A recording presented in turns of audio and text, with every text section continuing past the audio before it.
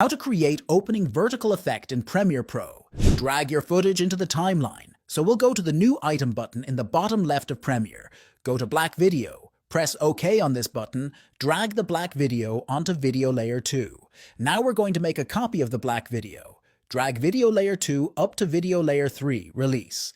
Now we'll select both of those black videos. Go to Effects, search for Crop. We'll drop crop onto both black videos. Now we're going to turn off Video Layer 2 for now. So in order to do this opening effect, we need to crop from the top and the bottom from 50%.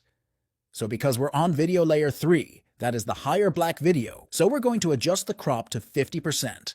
We'll scroll all the way to the very beginning, make a brand new keyframe on top by pressing the stopwatch icon. We'll move over 1 second, and then we'll pull the value of the top all the way down to 100%. Now we'll turn on Video Layer 2, and at 1 second in, you want to pull the bottom all the way up to 100%.